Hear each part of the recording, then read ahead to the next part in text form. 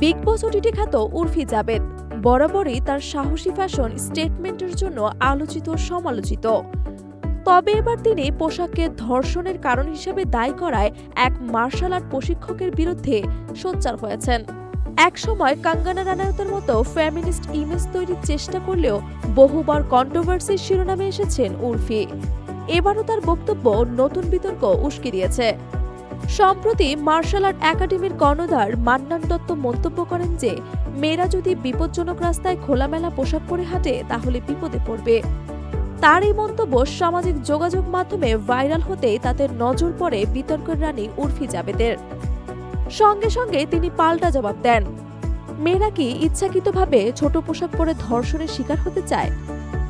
উর্ফির মতে ধর্ষণের জন্য পোশাক দায়ী নয়, বরং সমাজের পুরুষতান্ত্রিক মানসিকতা দায়ী। তিনি যুক্তি দেন, বোরকা পরা নারী থেকে শুরু করে 4 বছরের শিশুও ধর্ষণের শিকার হয়, তাহলে কি তাদের পোশাকও তাই? মান্নান দত্ত অবশ্য তার বক্তব্য ব্যাখ্যা করে বলেন, যে রাস্তায় চুরি ছিনতাই বেশি হয় সেখানে দামি ঘড়ি বা টাকা হাতে হাঁটলে বিপদ বাড়ে। নারীদের ক্ষেত্রেও একই নিয়ম প্রযোজ্য। কিন্তু উর্ফির লজিককে উড়িয়ে দিয়ে বলেন, ব্যাংকে কম নিরাপত্তা মানে কি ডাকাতের জন্য আমন্ত্রণ?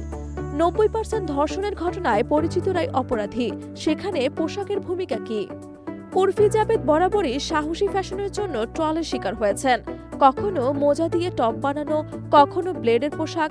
তার প্রতিটি ফ্যাশন চয়েস নিয়ে মিম হয়েছে। বিগ বস ওটিটিতে অংশ নেওয়ার পর থেকে তিনি লাইমলাইটে।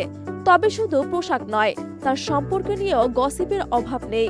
কখনো কাশ্মীরি মডেল আসিফের সঙ্গে নাম জড়িয়েছে, কখনো বা করণ জহরের ইভেন্ট থেকে বের করে দেওয়ার গুঞ্জন উঠেছে। এই বিতর্ক উর্ফির জন্য নতুন কিছু নয়, বরং তিনি ট্রলের জবাব দিতে পছন্দ করেন।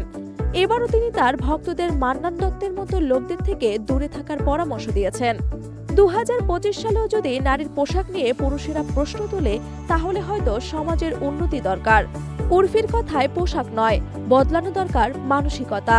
তবে তার এই বক্তব্য তাকে আবারও আলোচনার কেন্দ্রবিন্দুতে এনেছে, যা হয়তো তার জন্য নতুন কন্ট্রোভার্সির পথ খুলে দেবে।